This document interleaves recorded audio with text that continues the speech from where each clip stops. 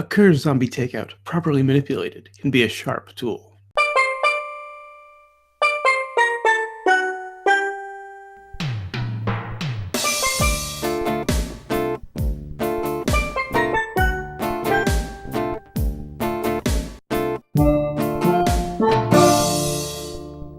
Hello and welcome to Zombie Takeout, the B-movie and cult movie show. I'm John. I'm Scotto. And I'm joining us... Roberto. Oh, sorry. First blooper of 2018. And No we bloopers, can't just edit the don't edit. goddamn thing out. I screwed up.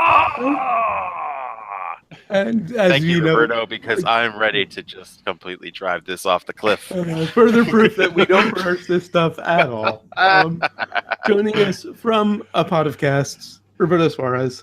Hello. Sorry for the rude, abrupt introduction there. Roberto Suarez here. Thank you for having me on the show. And of course, well, before we get to this week's movie, actually, we've got a voicemail. Some listeners submitted a voicemail. Again, kind of rusty. It's been a while. This is, of course, from Bodo. Hey, it's Bodo. I ordered some zombie takeout for January. What do you mean, no zombie takeout during January? What do you mean? I demand zombie takeout. Oh, I can have it in February? And you'll throw in a bonus of The Last Jedi? Sweet. Can I get one of those little robots with the little round wheels? What is it? BB-8, BB-7, BB-10, BB King, BB Gun? You'll shoot your eye out? No, I'm sorry. I lost track. That's a different movie. Anyway, Scotto, Uncle John, can't wait to have you guys back. I hope you guys had a great month off. We miss you. Peace. And thank you, Bodo. Yeah, I don't know what I can do about the BB-8. Has he been moonlighting in the Catskills gun during our break? I can probably send you a link to some BB King on Spotify. I don't know what all the other BB-7, BB-10 stuff is. But again, he's great to be back. Thank you. Had a great month off. I apologize if my unsightly finger bothers anybody. I've got a bit of a cut.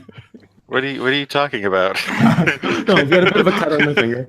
Oh, this visual thing. This is going to take a little getting used to. So just this little inside baseball. We recorded the hearing before this. That went fine. Oh, yeah. That went off without a hitch, and now everything's falling apart. Now we're learning about the joys of running a marathon instead of a sprint and recording 3 shows in one shot.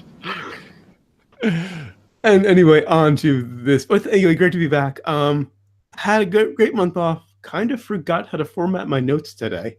Enjoyed it. Oh yeah, my notes are a wreck right now. Yeah. Because I'm also juggling 2 different things. I'm like, okay, let's close out of the hearing stuff and let's go on to this. And 3 in my case. I've got some notes for John and Scotto, even though it's off the cuff. But and no notes for that, so that is going to be flying. And so on to this week's movie, which is from 2017, actually from like a month ago. I did not have as great a break because month and a half ago. I was out sick for most of it. We would have canceled a bunch of episodes if we hadn't had it scheduled for break anyway. Yeah. I apologize for jumping forward. Are we done? We're done. On to this week's movie, which is from, like I said, about a month and a half ago, Star Wars: The Last Jedi. Of course, that brings us to the impromptu plot summary, sponsored by Progress. Some people just don't get it.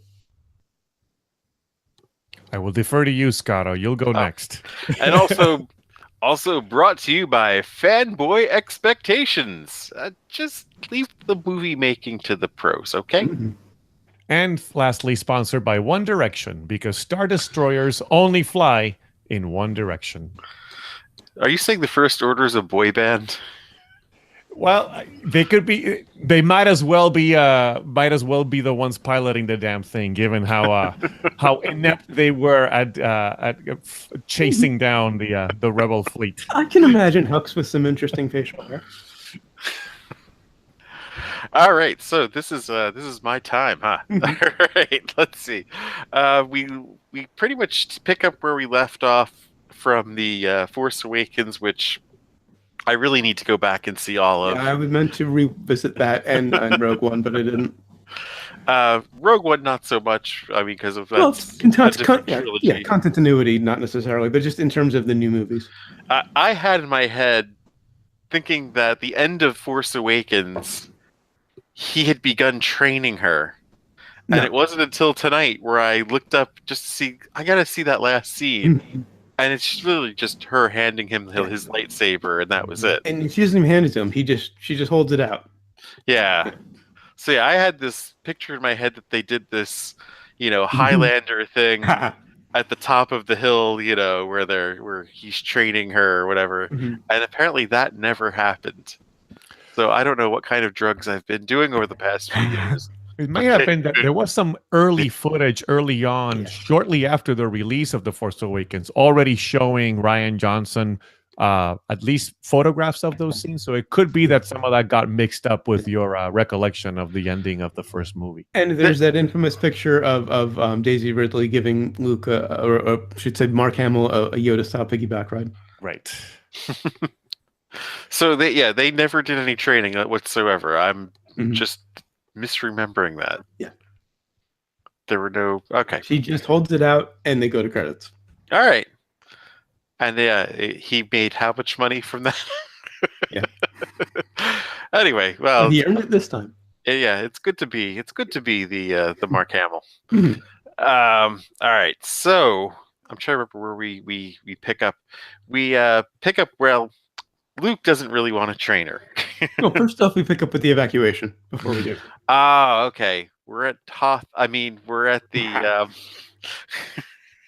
we're at the evacuation of the base, and the rebels are on the run. It's very condensed plot for a Star Wars movie, actually. So yeah, I'm just gonna do the best for my recollection. Okay. We we have the rebels on the run for most of the episode.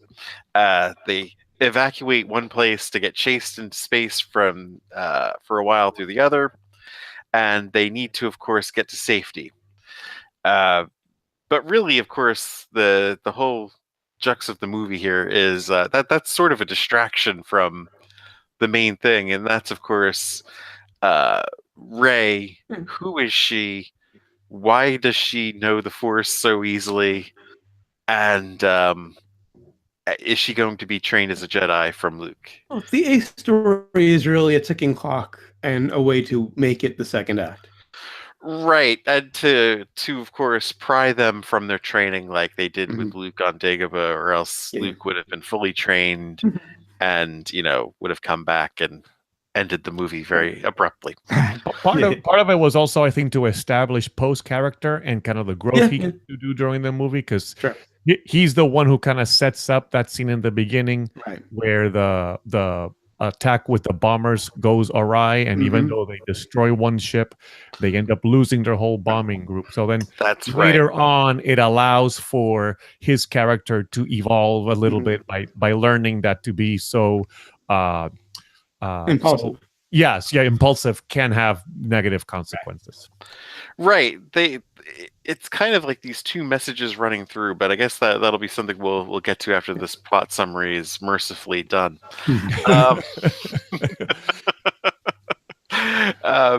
So yeah, Luke is refusing to train her. He's refusing to use the Force at all, as a matter of fact, because, well, he wanted to kill someone who had become evil, and of course we're talking about his nephew Ben. Yes, aka Kylo Ren. Isn't that weird? He has an Uncle Ben and a nephew Ben, but anyway. Not really his uncle, but... Well, he called him Uncle. Yeah. Well, Uncle Owen, not Uncle. No, Uncle Owen, you're right. Ben was never called Uncle. I thought he referred to Ben as an uncle too. Uncle Ben made his rice. Yeah, you're right. Yeah. No, Ben was just Ben Kenobi. Yeah. I thought he referred to him as uncle too. Well, kind of like Ben. Yeah. Anyway. There is a little bit of retconning there in that Owen and Ben Kenobi originally were meant to be brothers, but that was written out of the canon. Well, there's a lot of retconning. If we go back to the Deke Starkiller era. They never mention that they're brothers, though. I mean, just no. That was retconned a long time ago.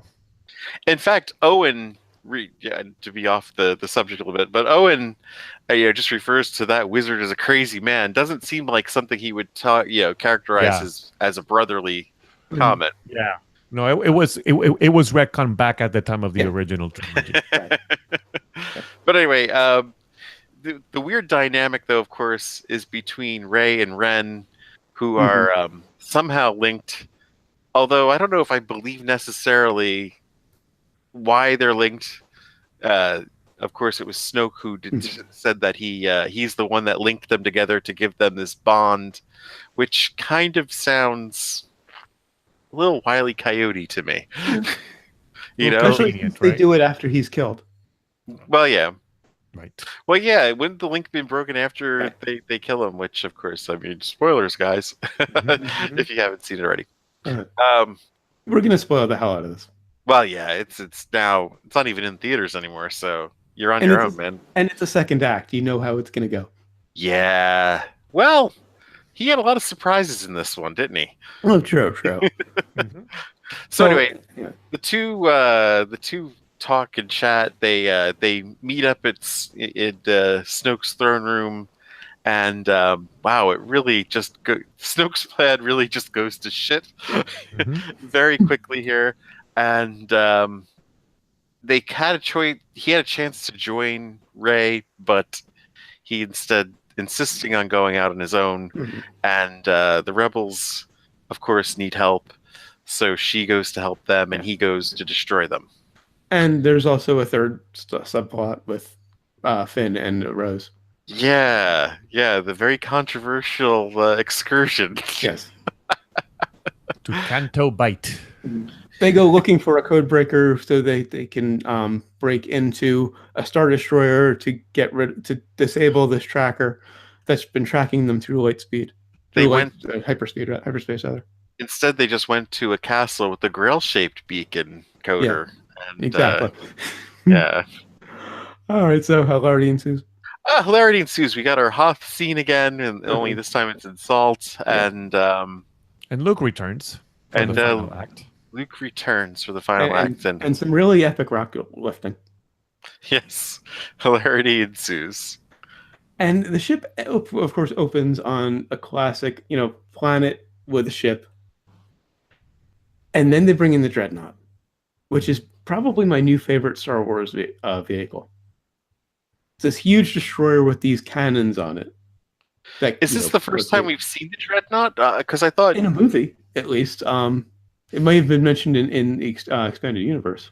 I mean, I guess the Superstar Destroyer from Empire is the closest thing to something like this. Right, I'm trying to remember the name of that Superstar Destroyer, but it escapes me right now. But yeah, the Executor or something. Yes. They were very catchy with their names, the Empire. And it was the Dreadnought. Now the Dreadnought was a pretty menacing big ship, and then there was Snoke's ship. That was even. Oh yeah, that was the city. It was almost like a Death Star level ship. It was also nice to see Billie Piper finally get some lines.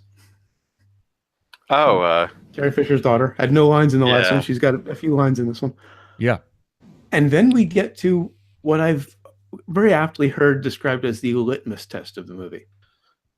The on-hold joke. Oh.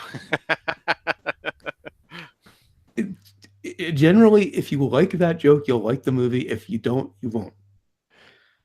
Now, I listened to a little bit of our review of Return of the Jedi, episode 100 of the podcast, I think it was. For those coming to us from YouTube, we've done this as an audio podcast for 8 years. You'd be surprised with how awful my impromptu plot summary was tonight, but I assure you it'll be better next week. Trust us, we know what we're doing. Anyway. But we talked about humor in the Star Wars movies. Actually, at the end of the Jedi review, we went on to talk about the prequels. We talked about the different fiction at the time that was before it was scrapped because it used to be canon and now it wasn't. But great, we talked about humor in Star Wars movies and how there were the original trilogy. There were a lot of examples where it worked. The prequels, not so much.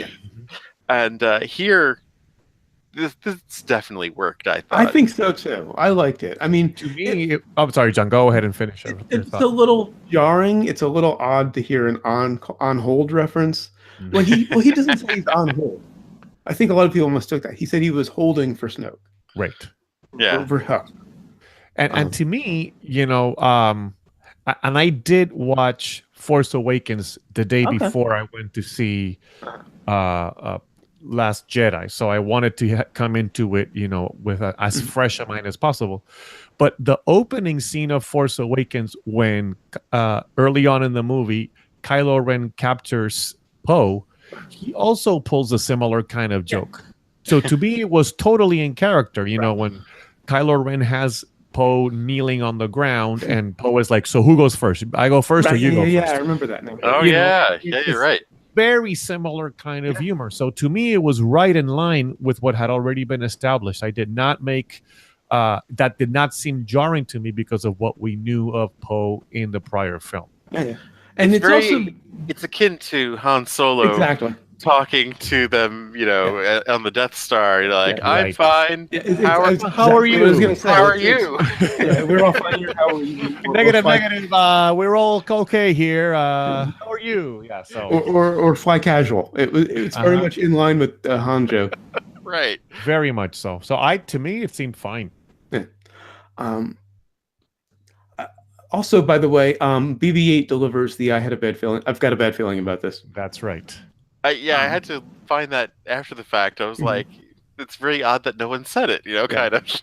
And that's what Leia is agreeing with. She says, "I'm with the droid." I also thought the bombers looked a lot like B-wings. Yeah, they were like glorified B-wings. They were definitely heavy tank version of the B-wing ship. And speaking of the bombers, now we get to the first sacrifice of the movie. Oh.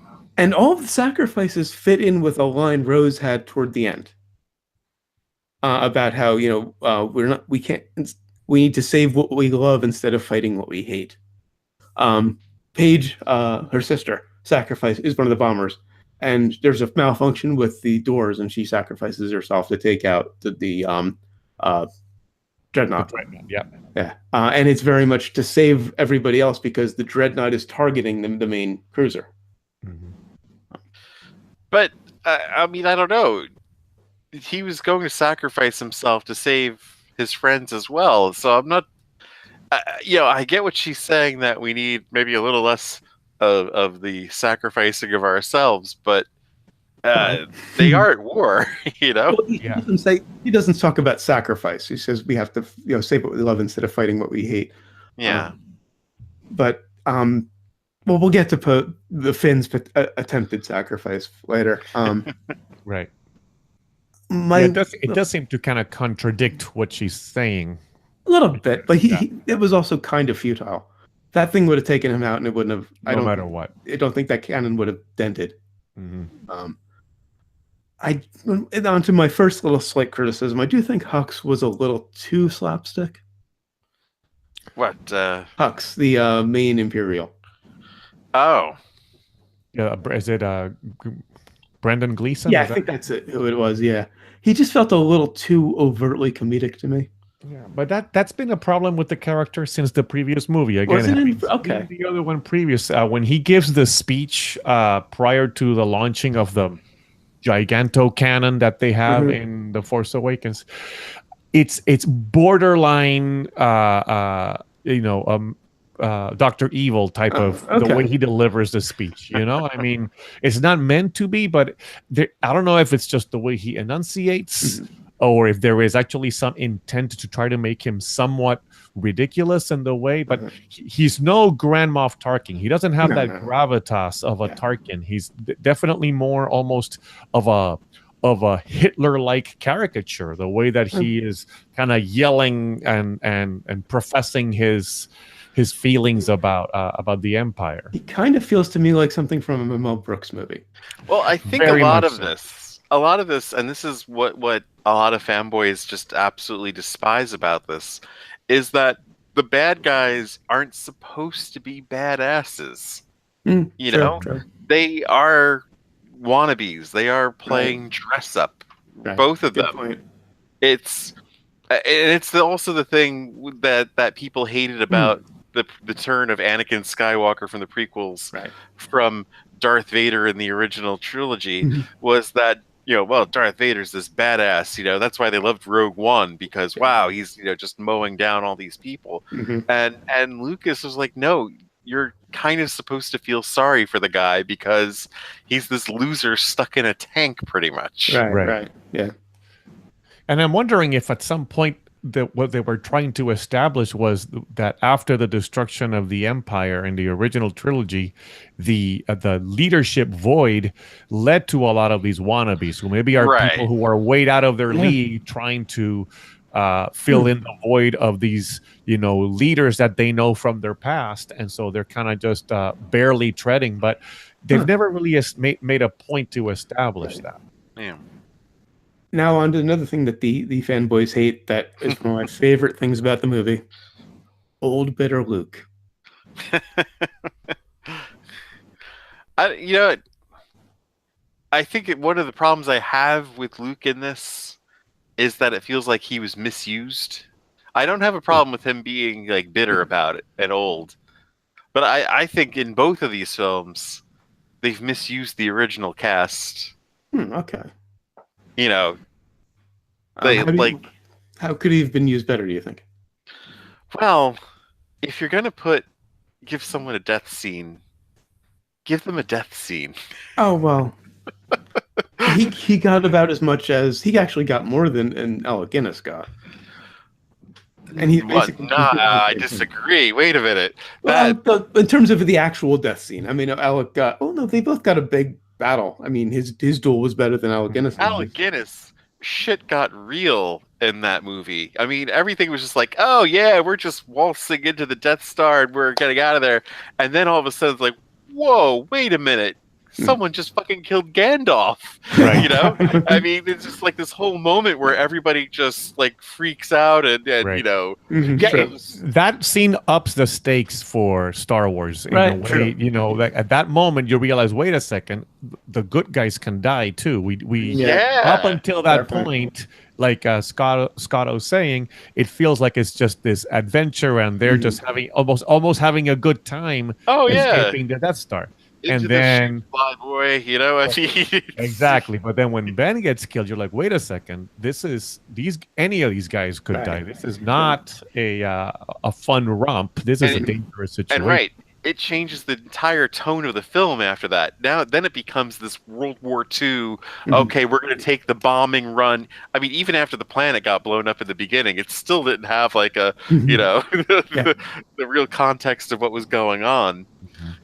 And then it became, we're going to do this for Ben, kind of thing, and went up. But here, I mean, the holographic thing isn't much of a bother, but then don't kill him after that, just because he died because he tired himself out is not a great death. Fair point, okay? but he sacrificed himself in very much the same way that Ben did, though, to buy time for the others. But he should have really done it.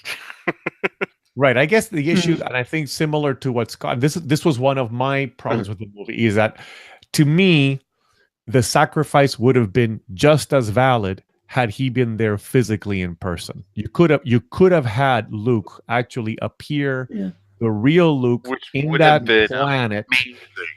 There was a part of me that's thinking, okay, what did we accomplish by making it be this astral projection instead of the real Luke coming there? Like the whole thing was that he outsmarted Ren by doing this. Mm-hmm. But then it's like, well, I sure showed him. Right. I mean, and there was hints that were dropped earlier on. And first of all, let's rewind back to Rey's purpose coming to the island. A lot of people seem to think Rey was going to see Luke for training. Rey went to see Luke to get him involved in the war. That was the whole point. She wasn't going. So the fact that people are complaining that, well, Rey didn't get any training or whatnot, well, that wasn't the purpose of her mission. The purpose of her mission was to go get Luke, which was the purpose starting with The Force Awakens. We need to find Luke Skywalker to help us with the war effort, right? Right. So And then Luke says no, but if you want to, I'll train you. And then it kind of goes into this training phase. Actually, he trains her after R2 talks him into it, which I thought was a nice touch. Exactly. And that was actually probably one of the most poignant moments in the movie is when R2 plays the original hologram and Luke says something like, that's a cheap shot, or, like that was actually a really nice thing, because that's where the whole thing started. When you think about it, the whole thing starts back in A New Hope with Luke seeing this hologram, and now he's seeing it 30 plus 40 years later. Well, it was the desperation of trying to get Obi-Wan to come and help the war effort. Right. Now they're coming to get him to help the war effort in the same way. And at the time it seemed like this grand adventure he was gonna go on, and now he must be like, man, 40 years later and we're still back in the same damn boat. I'm still looking at this hologram, we're still fighting this war, so it added something. I thought that was really well, that was to me one of the key moments of the movie that I really liked. And that's what came down to me, was there were key moments throughout this that I really liked, but a lot of it just felt very uneven for me.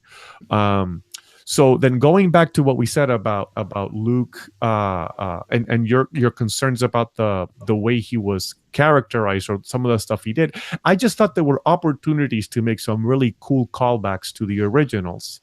And that's a part that I just have to kind of need to let go, because there's a part of me that needs to accept the fact that these are being made for the current generation, right? I mean, they had the opportunity to make some callbacks to the prequels too, actually, in this. Yeah. I mean, how cool would it have been? Like, there was a time where we actually measured the count of midichlorians and how stupid. No, I am so glad he just dodged that question. Yeah. Well, think about it. Midichlorians could have been something that they did in the old days, and then after the prequel times realized maybe that's not the best way to measure a Jedi power. I think at this point they don't even want to remind people that midichlorians were involved. Yeah. But for example, there's that, going back to the final scene when Luke, before we know he's a holographic projection, we hear that the rebels I keep calling them the rebels, but it's the resistance. Is they keep calling to their allies and nobody's responding. Right. What if you had a moment there when they said, who's come? Has the message gone on? It's like, yes. How many ships have responded? Just one. And we had that setup of the X-wing being in the water earlier. How cool would it have been to then hear I'm Luke Skywalker, Red 5 coming in, and then have him really kind of show up there in person, be there. And then, have had that encounter with Kylo Ren. And I think basically the director made a choice to manifest. What I wanted was a solo Luke there with the Force taking down all of those walkers. Just letting Kylo Ren know, who's your daddy here, kind of thing. They couldn't have done that because it was the second act. Right. It had to end badly. Well, and I think it's just too. You could have still had Luke expend all his power, or even let himself be struck down by Kylo Ren, kind of thing. The point is, they just chose a different way to show the massive power that he has. So instead of being able to take out that whole slew of walkers with the Force, he was able to project himself, thousands of light years to this planet in such a way. He could have, still taken out a bunch of ships, taken a lot of damage, but, did the job of holding them off for them to escape, which was that was the whole point of it. It was holding them off for them to escape. Right. Yeah. But to do this as a projection, which, I'm not going to dispute the power of the Force or whatever, because, you could, it is a work of fantasy, and you can make it work for however you want it to. But, but him not being there, being attached and expending energy, and then dying while, watching the two sunsets or whatever. It's dramatically, it's just not something that works, It's not Obi-Wan Kenobi holding the lightsaber up to his face and just letting Vader take his best shot at him, and then going, up, I'm gone. And in many ways, this director wanted to break conventions of Star Wars. So John, I wanna challenge your point that because this is the second chapter of a trilogy, it needed to have this ending. But maybe one of the ways to upend that expectation would have been for Luke to survive and to escape and be one of the ones taken off in that rebel ship with he could have survived the Falcon in He the certainly end with could have. all of them to be He's kind of the new leader, right? I mean, one of the things that I'm noticing now that Disney is in this mode of making Star Wars movies an ongoing thing is, are they even thinking in terms of trilogies anymore? Well, I mean, to me, this movie almost felt like it was part 2 of a 2-part story, and that what we're going to get next is almost a new story coming out of this ending. Like, it's almost like a part 3, to me, feels like we're going more into a part 1 than a part 3. I am trying to figure out where this story goes from here. Well, the two Act 2 thing that I'm talking about, for anybody not familiar with the 3-act structure. Act 1, you introduce all your main players. Act 2, you put them in the worst possible position. Yeah, right. Act 3, you bail them out and resolve everything. I can't think of a worse position than the entire Resistance fitting on the Falcon. Now, granted, yes, Luke could have survived or could have died in a more heroic way in person. Absolutely. But elements to me of what would have been Act 3 were also included in here. Like, you had the death of Snoke. Yeah. You had kind of the rebellion, you could say they lost. So there is it's beyond the good guys being put in the worst situation. The bad guys won, period. You could just end this story with the bad guys won. Curious about now that Luke is gone. Yeah. And they're down to those tiny numbers. Right. How are they going to pull this off? That's what I want to say. One of my exercises and trying to exorcise my challenges with this movie is I went ahead and I wrote my own opening scrawl for the next movie as a way to kind of frame it. And I personally think that the only way to take this story forward is to do some kind of a time jump after this. And maybe we need to talk about this in sequels and remakes. So, is there going to be a sequel or a remake to this? Rolling it back a little bit. Let's go back. Yeah. First off, got to address the Porgs. I thought they were going to be far worse than they were. This is what the Ewoks should have been. Yeah. They were just like a couple sight gags. Yeah. They were that people were acting like they were a huge part of the film, and it was just kind of like they were little things. They were cute window dressing. They were Ugnaughts. They were, exactly. A filler, something to fill the environment in the back. Exactly. And I'm so glad that they weren't worse, and that's what the Ewok should have been, just cute window dressing. Now, moving on to Snoke, I'm so glad he wasn't actually a giant. Oh, yeah. Because people speculated that. I mean, he was a bit taller than normal, but he wasn't giant. And I like that they killed him, and they didn't make him the badass. Yeah, it was, again, that idea that Reynolds came in to kind of upend expectations. The expectation was he was going to be set up as the next emperor figure.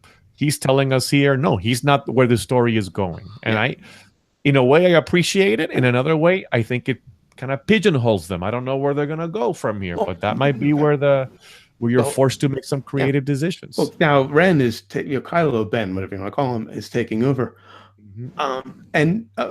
I don't know if you've ever seen the movie, Roberto, but we reviewed it. Boonraka. Snoke's room looked like something out of Boonraka. Okay, I'm not familiar with the film. Oh, yeah. No, you're right. It was Woody Harrelson. What's his name? Josh. It was on Penny Dreadful. Him. I forget who else was in it. Yeah, I think that's his name. Yes. It was kind of a comic book Western martial arts hybrid thing. I think I remember it now that you're mentioning that. It had kind of almost like a paper book kind of look to it. Yes. Snoke's room looked like something out of that movie. Hartnett. Sorry, Josh Hartnett. That's it. Yes. Yeah. And I like Snoke as a villain. I kind of had mixed feelings. So I love that they killed him and didn't make him the badass. But I would have liked to have seen more with him like he was in this movie as opposed to the way he was in Force Awakens. I think, Andy Serkis has kind of worn out his, we've seen this too much already, His shtick. Yeah. I mean, that Well, pretty much was Gollum, Yeah. without the coughing. I think again it was part of trying to do something different, than what the expected kind of formulaic approach to the Star Wars trilogy would have been. So I appreciate them taking the bold move to kill him off in the second story. Well, I mean, it's the burning of the Journal of Wills is that's a very symbolic thing. But it didn't actually burn. It didn't actually burn. Ray took it. Oh, that's right. Well, I guess Yes. I mean destruction of the tree and everything. Of the tree, it was and Yoda kind of has when there's that moment when Yoda shows up to kind of knock some sense into Luke, he uses a bit of a wordplay saying, Rey took from this island what she needed to take. It was kind of a double meaning in that she had taken those texts out of I loved Yoda trolling him. I loved that it was puppet Yoda. Yeah. And of course, that's what we're going to get in the next movie. We're going to get a blue Luke Skywalker. Probably. That's my expectation, is that Luke may not only be haunting Rey. I'm wondering if Luke is going to be hunting Kylo. Probably both. Yes, he actually said he will. And I loved Yoda's line about passing on not just your successes, but your failures. Which is really what this whole movie is about. It's one big failure. It's about learning from that. Yeah. And the laser sword line I loved, because it was, again, another callback to Deke Starkiller. Could have done with that. And interestingly enough, what Luke says in that scene, he says, "What, do you expect me to show up with a light sword and confront the First Order?" That's exactly what he did at the end of the movie. True. Could have done with that the milking scene. Oh, yeah. It's another sight gag, but Yeah. I keep saying that the green milk is what the blue milk looks like before pasteurization. Now, another controversial moment. Leia's, as I have it in my notes, her spacewalk. Yeah, I like it in concept. Yeah, it makes sense. She's been shown using the Force, and Ryan Johnson has said it's analogous to one of those moments where someone's life is in danger, or the life of, say, one of their kids, and they're lifting a car or doing something that requires superhuman strength. And it really wouldn't have required too much force in both senses to do that, because she's in the vacuum, no friction, no gravity. She just has to overcome her mass, and inertia takes the care of the rest of it. The issue I have is that it was a little awkwardly staged. I'm trying to remember in Phantom Menace if when they went into the water, did they have devices that helped them breathe? Yes, that's what I thought. Little tanks. That's what I thought. So I mean, they would have used the Force then, if they could have, to help them breathe there. Leia was an interesting case for me throughout this film, just because I thought they were going to take some opportunity to say goodbye to the character, given that we know Carrie Fisher cannot return to the role. There were at least after filming opportunities to do it, and they didn't. And so they wouldn't have done it during the movie because she was still alive and well until well after it was filmed.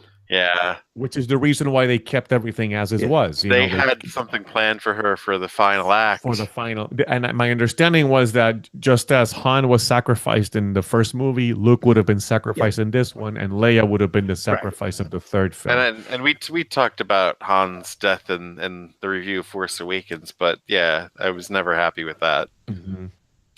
But I thought, well, maybe now that we know she can't come back, maybe they would reverse that, have Luke be the one to kind of do the final sacrifice in the third film and then take care of Leia on this one. So they had the opportunity to do that, and they did. And not that I'm saying it would have worked to do it. It also would have required a lot of reshoots. Yeah. Leia should have been the kamikaze. In the kamikaze attack. If they knew she was gonna, if they had knew she was going to die, then but it was a sudden heart attack. It's not like they knew. Right. It was kind of a waste of Laura Dern, She had some great speeches, though. She really could have been the next character, She could have been set up as the heir apparent to Organa, right? Yeah. If we had known, that would have been definitely a better move. Also, just another character they killed off got to eulogize. Rest in peace, Admiral Akbar. Yeah, they didn't even give him a death scene. Yeah, they just briefly mentioned it. I know. It was a trap. But It would have speaking been of funny to show Chewie eating calamari afterwards. speaking of Holdo, loved her character. From her opening speech to just how she continually shut down Poe. Another criticism I've been hearing is why didn't she tell Poe the plan? It's the military. He was a pilot who had just been chastised and demoted for being reckless. Right. Yeah. Why would she tell him anything? Well, I think it's one of the most interesting parts of the movie is how it's a theme of how your great plans might not necessarily be so great. You know, they require some actual thought and some actual strategy, and just running at the stormtroopers, you know, isn't maybe the best way of handling Which something. brings us to Finn and Rose. Yeah. People complain about that being a pointless subplot. It made a point. Yeah. Because it was a plan hatched up by a couple of grunts and okayed by a reckless pilot with no strategists involved. Right. And I gotta say, I love Rose. She's probably one of my new favorite characters in Star Wars. But the whole point of that is that it was doomed to fail. Yeah. To the point where they didn't listen to Maz even. They got this bargain basement cracker who turned on them. Yeah. Who's no Lando Calrissian, but, you know, we'll probably see him again next film. And Kelly Marie Tran, who played Rose, had a great emotional turn in that first scene. She went from crying over her sister to being completely starstruck with Finn. And then the minute she sees the bag, she's just completely brutal. Oh yeah, I was checking out. Yeah, she went from fangirl to extremely disappointed in a matter of seconds. And Finn had a great line. I can't feel my teeth. But through a lot of it, just getting back to Poe and Holdo, I really think he should be court-martialed. They really went light on him at the end. He caused a lot of people to die. Yeah, that was the first thing I said after the lights went up in the theater. I was like, yeah, he killed a lot of fucking people in this. Yeah. And he went against the chain of command, did not reveal the plan to his superiors that he had put into action, put these people in danger, and ultimately the plan failed, like you said, John. So, but I think it was all, I mean, this to me is being set up so that by the end of the movie, when Poe is leading the folks out of the caves, Leia then turns to all the others there and say, follow him, kind of thing. She defers to him. So at that point, we're seeing the idea is that Poe has kind of learned his lesson, and now he's going to be the new leader of the resistance. Well, because even I'm sure if she had lived, she would have been in the next movie cashed out in some way. She wasn't planning to stay around for long. Yeah. Yeah, it would have been the handing of the torch. My guess is to Poe. Had she continued on, that would have been kind of the final. We had kind of Han passing the torch in a way to I guess to Rey, and in a way, and then we have Luke, doing his own kind of sacrifice in this one. So maybe this would have been more relevant to Poe's story. My understanding was that Leia's role was considerably larger in this third film. Oh, of course. So there's probably going to be a lot of rewriting of that third chapter. They finally were going to utilize an original cast member, and then she passes away. Yeah. For the movie. Well, I understand your issues with Han's death, but they used him pretty well for the rest of the first movie. I think a lot of Han's death could have been. Han's death could have been better. I think a lot of that had to do with just how that was put together. Mm-hmm. I mean, it just didn't. It didn't seem like it was very well acted. It seemed very blasé. Wow.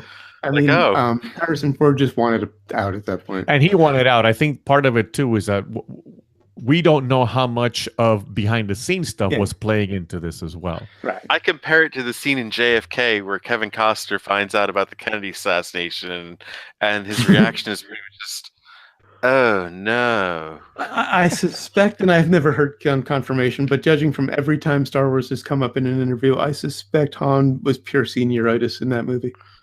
Well, right. And I mean, he didn't have to come back, but the cast was right. Uh-huh. But Now, they still could have given him a better death scene, yeah. Yeah. But I was saying before that, he's the mentor. Has an important role in the movie. Right. He's well used. But okay, so what did you guys think of Canto Bite? Because that's another thing that's very controversial. I mean, I think the purpose of the scene, which was to show the futility of the plan, I guess it did convey that. It seemed to me aesthetically, it didn't match some of what we've seen in Star Wars before. But again, that's part of going against expectations. We typically don't see the worlds of Star Wars be worlds that look new and polished and everything is clean.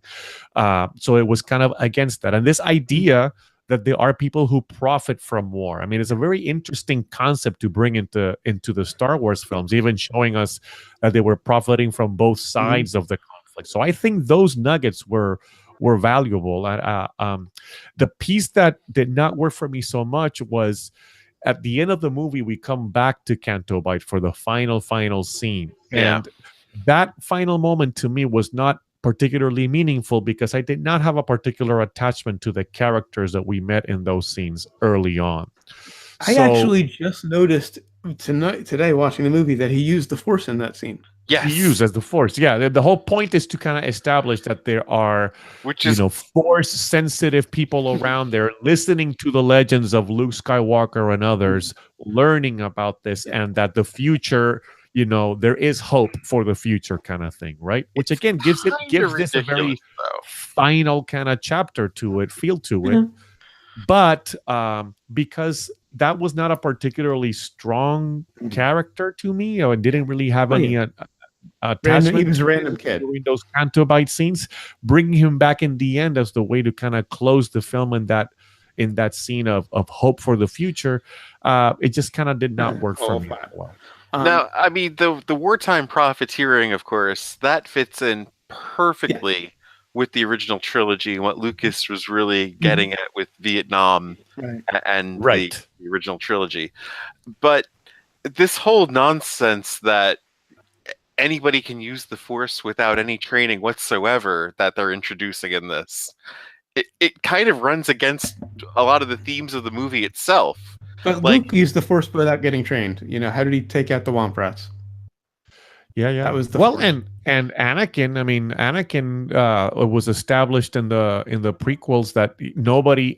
It was because of the Force that he was able to navigate those pod races and things like that. Right? There's a whole lot of difference though between shooting accurately and anticipating things that happen, and levitating a full on levitating rocks and stuff. Come on. And the whole thing with what Rey was doing in the first movie too, without any training whatsoever. I mean, it runs against everything they were talking about in the other parts of the movie, where there's a certain order of things, and you need to pay your dues first, and you need to understand things before you can just run off and know everything there is to know about something. Well, and go ahead, John. I'm sorry. I was just going to say that doesn't negate certain people having certain amount of power. The training is more to teach you to use it properly. Yeah. Well, and I think the training piece, to what Scott is getting to, they had established in The Force Awakens, so they had appeared to make it seem like there was something to Rey. There was either a connection to a Force-wielding family, or maybe she had some kind of amnesia and had training, and somehow she had forgotten or had been erased from her mind. Well, so the Force coming into this movie and giving us this sense that, Rey is really a nobody. She's just somebody who happens to know the Force, kind of supports what you're saying, Scott. Like, it's one thing if they had been kind of hiding that from us and we found out that she had some kind of training. That's not necessarily the problem either, because the Force isn't like a hereditarily passed thing. Right. But that's true. I mean, there's people that are Force sensitive and they're strong with it, but they required the training to be able to use it. And instead, here, what they're establishing in this trilogy is that, the kid that sweeps the stables, he can just levitate things around too, somehow.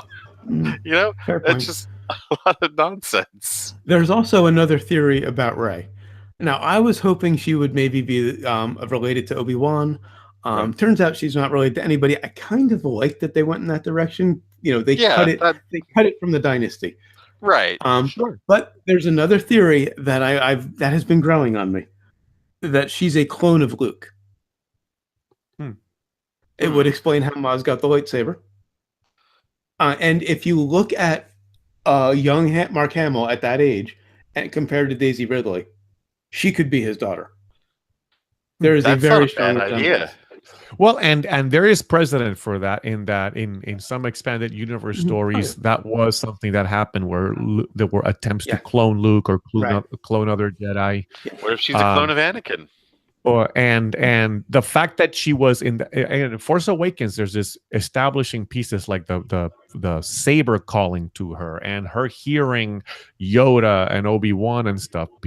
Pieces that alluded to there being some kind of connection. So to all of a sudden be brought here and be told that, oh no, she's a nobody and there was no connection after all. Wasn't that actually Anakin's lightsaber?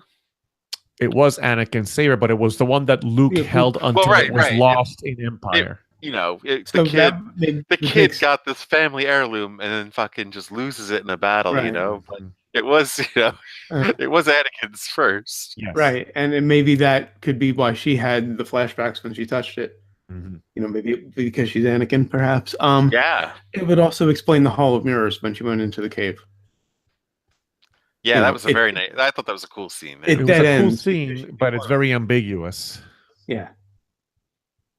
And there are also some great mission statements in the movie. Let the past die, kill it if you need to, from Kylo. This is not going to go the way you think, from the line of the movie. Look past a pile of old books or possibly movies, from Yoda. That's what they're definitely talking about. Sure. Yeah. I got a kick out of these periodic reminders that this is not our Star Wars. And I think, to me, another one of those pieces that I really liked where the story was going here was the idea of we have to do away with the past. And Kylo inviting Rey to say, screw the resistance, screw the New Order, let's do something new. And to me, it's almost like the movie took 3 steps forwards and then it took 2 steps back, because then it came back to the how awesome would it have been had Rey said yes, given him his hand, and all of a sudden they take off when everybody else is like, what the hell's going on? There was a part of me that wished that that's the direction, and I think that's still the direction they're going to go, but they have to maybe set that up for the next movie, and so they left that. They kind of had them chicken out at the last minute from doing that, because I still feel like in that final moment in the movie when they have that connection, I don't think Rey sees herself as an enemy to Kylo. I think they still realize there's some kind of a connection there, and there's something new that's supposed to come out of this. This is an expanded universe reference, but when we first meet Luke, he's basically Revan. Yes. Yeah. He's Revan Revan is from the expanded universe. But mostly referenced in Star Wars: The Old Republic. In the Old Republic, exactly. Yeah. He's from actually prior to Old Republic. He was a Jedi originally who fell to the dark side, and then I think returned to the Jedi, and he went back and forth a few times, and eventually settled on effectively the Buddhism of the Jedi, of the Star Wars universe, where it's the middle path. It's merging the dark and the light. Yeah, and in the Clone Wars, real life would go. I mean, you'd be Sith if you were in the mood to be a Sith, Well, it was not completely ruling out emotion, or because the Jedi and the Sith are extremists. Yeah, exactly. And this whole idea that there should be balance in the Force. Well, balance can be skewed either way. It can't be all dark side and it can't be all light side. There has to be this balance. And in the Clone Wars, they actually explored there's this concept of these force wielders. I can't remember who they were in the Clone Wars TV series, but they were considered like to be the ones who walked the gray side of the Force, Right, the right? gray They were Jedi, yeah. in that middle area. And that idea has been around for a while. Well, he brought balance to the Force. There were only two Sith and two Jedi left when Anakin was through with them. That's true. Speaking of the Clone Wars, Rey references the Clone Wars very nicely. When she's playing around with the lightsaber and before she knocks the stone over, she has it underhanded, just like Ahsoka. Ah, interesting. Oh. I totally missed that. Although I attributed those moves to her knowledge of using her staff. It was this nice underhanded move in like this that Ahsoka did all the time. Yeah. And I always loved that technique. And Luke, for the first time, references Palpatine as Darth Sidious in this movie. Sidious, yeah. Oh yeah, he did. Mm-hmm. But to what you were saying about how the next movie might take it in that more Revanite direction, this movie is full of a ton of social conscious about what's going on now. Yes, and very much so. The idea of screw extremism is very relevant to what's going on now. Every Star Wars movie has done this. I mean, there's people that are characterizing this as something new, and it's like they just weren't paying attention to the original Star Wars movies. You were at the age when that was the stuff that went over your head. Right. Your parents, however, were probably catching those references. Yeah. I don't know. A lot of adults dismissed kids' movies back then. Yeah, that's true. And True. they weren't looking for it, Mm-hmm. But that throne room is supposed to be the Oval Office. The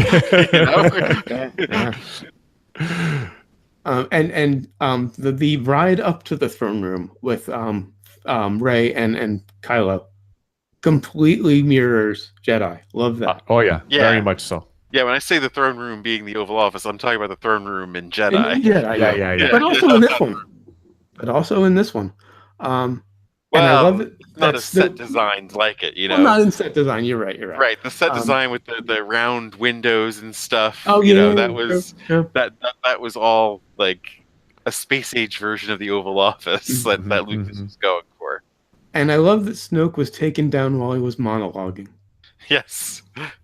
Very reminiscent of Dooku getting taken out. Where that was and that he was being deceived by Kylo Ren, because what Kylo was doing was using what he was doing, apparently going to be doing to Rey as a way to mask what he was actually doing, which was moving the lightsaber to attack him. So he overlapped those two actions so that Snoke wouldn't notice that he was being ultimately the target of Kylo's attack. And then that battle had to be, for me, one of the best battles we've ever seen. Oh, definitely. Oh, yeah, definitely. Good God. Lightsaber fight goes down as one of the top, most engaging ways to not only just the fight itself, but the choreography, the cinematography in that scene. To me, it was gorgeous. Well, it was best of both worlds, and we talked about this when I think we reviewed the original trilogy. The infamous three-way in Phantom Menace gets a lot of play, but as Scott pointed out, and changed my mind about it, there's no emotion to it. There's no strategy. There's no story to that fight. It's just pyrotechnics. Well, that was it too. We'd never seen anything like that before. That it was very stiff, unprofessional fighting. But that fight is missing context. Yeah, it's missing trash talk.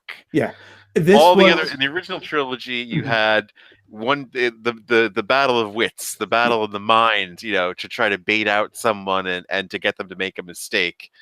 And then the Phantom Menace, beautifully done, beautifully choreographed. But it had no emotion, no weight.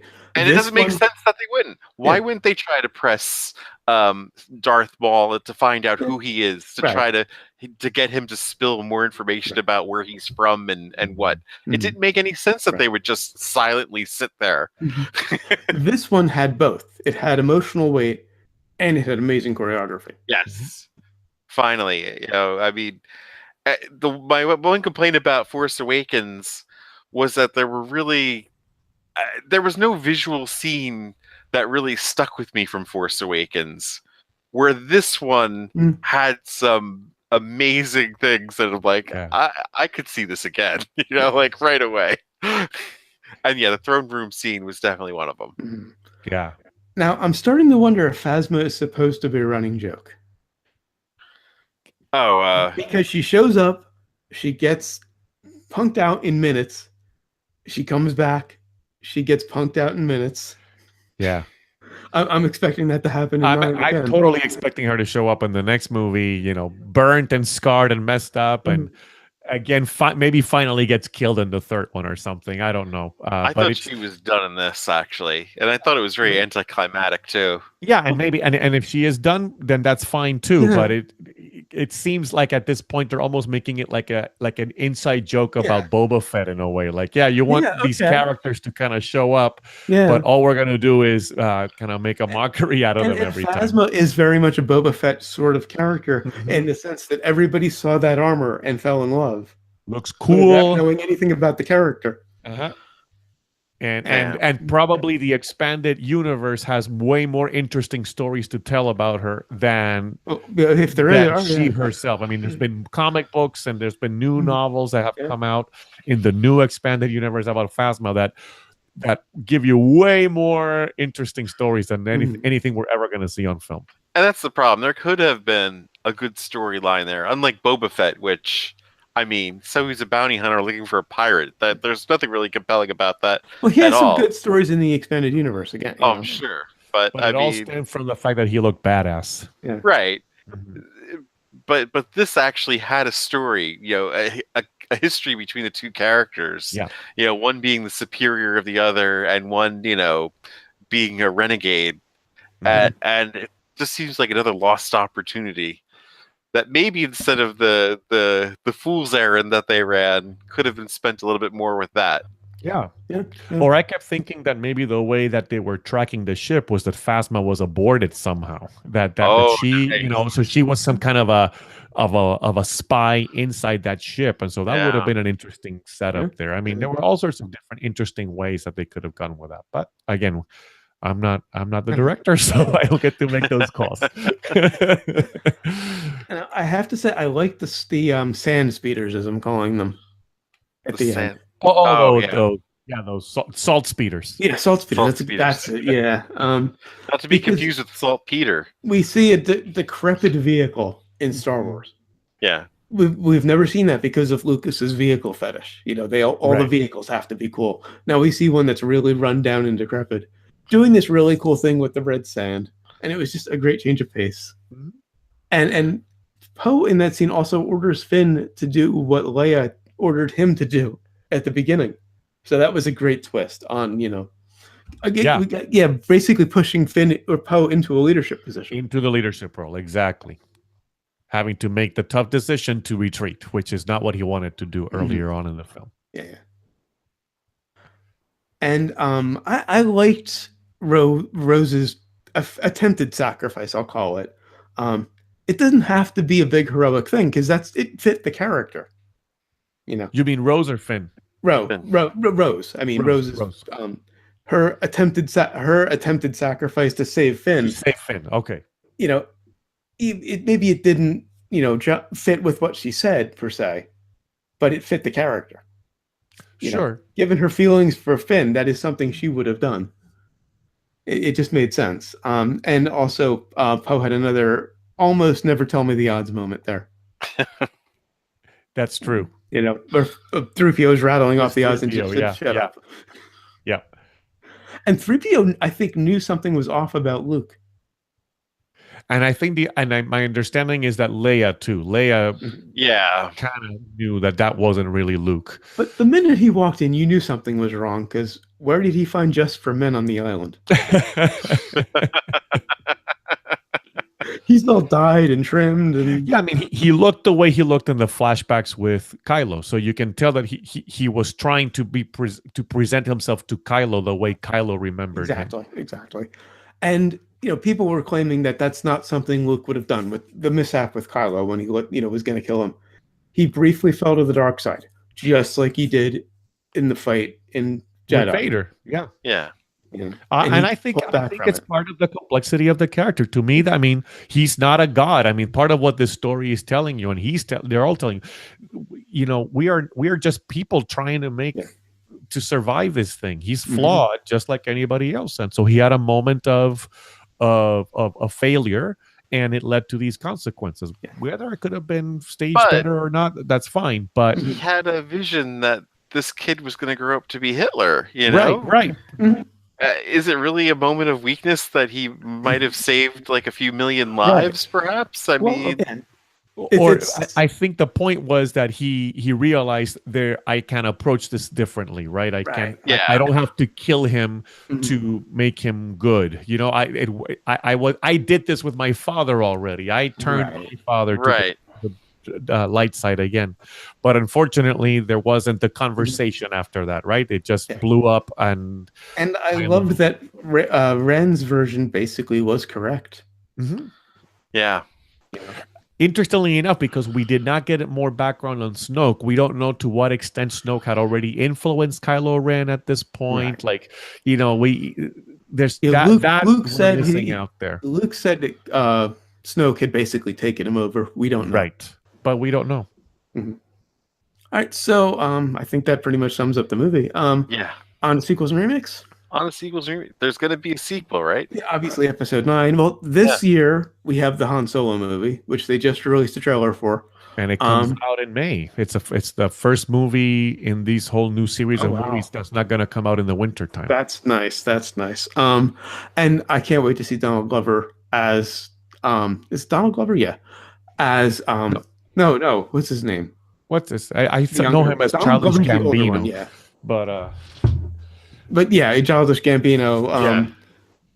I can't remember his first name. I can't wait to see him as I thought Lando. it was Donald. I thought Donald was the older one who was in Lethal Weapon. I'm thinking Danny Glover. Glover's Lethal. I was right. It is Donald Glover. Thank you. Donald Glover as as Lando is going to be great. Yeah. There are concerns about the movie because there have been a ton of rewrites. It's been in development. Right. We changed directors. I mean, everything. I don't know how to. Sunk a lot of money into it in this in the post Ron Howard taking over. Right. If nothing else, I think it'll be an entertaining train wreck. I think they're going to probably wind up slowing down the schedule of Star Wars films. They will. Because again, Episode 9, I think there's going to be another standalone after 9. I don't think they've confirmed who though. But rumors are that there might be an Obi-Wan movie with what's his name returning. Ewan McGregor. I think I've heard about that. He's been pushing for it. He's It's just rumors at this point. Yeah. He's got clout for it though. I mean, he just won I think he won a Golden Globe recently. He did for Fargo, I believe. Yeah. So he's got some clout. He can get something done, I think. But with regard to them slowing down, they're going to have to, because the quote I heard from Disney is, "No one alive today will be alive to see the last Star Wars movie." Right. They plan to keep this franchise going indefinitely. Yeah. Which, brings me back to where do they pick up after this movie? Because there is going to be the inevitable Episode 9. But I don't think they're thinking in terms of trilogies anymore, because they don't have to. Right. If it's going to be on... I mean, I think they're going to start thinking of the stories in Star Wars along the ways of how they are organizing the Marvel movies, which is going to be phases as opposed to trilogies. Yeah, okay. And a phase could be 8 movies, or it could be 4 movies, or it could be 3 movies. It just kind of depends on what phase of the story they're going to be telling us. And Daisy Ridley has said that she's not going to play Rey again after 9. After 9. So it's, but could Finn continue? Could Poe continue? Sure. I mean, there could be other characters that continue, even though some we will leave behind. And I would like to see them move away from the Jedi. I think they're going to stick with trilogies, just because that's how it's been set up already. I think they'll stick with that. And I think they're having a tough enough time of carrying a story across 3 movies, let alone 8. But I think the only logical outcome to this trilogy is Ren is going to win. That's the only logical outcome to this. Everyone's thinking, well, Rey's got to win and the good's got to win.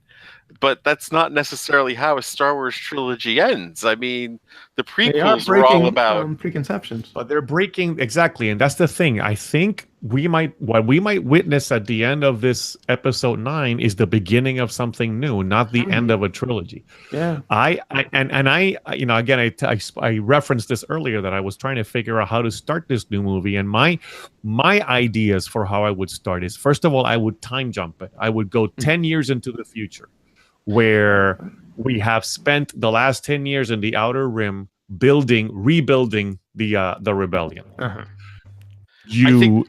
You then have I think there's precedent to establish a rift between Ren and Hux. So Ren and Hux have been at war for 10 years, and the Empire is completely fragmented, and the core worlds are a mess. Oh, that and could be fun. You start off the movie with a ceremony along the lines of the medal ceremony at the end of A New Hope, but it's instead the funeral of Princess Leia. Well, yeah, obviously that's how they start kind the of next bringing movie. and Rey has been spending these last 10 years recruiting these Force-sensitive children that are cropping up left and right, guided by the books that she salvaged. And so she's now coming back to the movie is a kind of a 10 years later reuniting to say goodbye to Leia and see where things go from there. So that's kind of how I'm envisioning they might move forward really with this. well. I think the time jump is going to be after 9, though. Oh yeah, definitely. To 10. They left it at too much of a cliffhanger to not go. I love your idea, Roberto, but it's too much of a cliffhanger at this point to not pick up directly. I was thinking along the lines of the Dark Knight trilogy and how the third Dark Knight movie picks up like 7 or 8 years after the second one. So, but we'll see. But in the future, I would love to see movies that aren't about Jedi.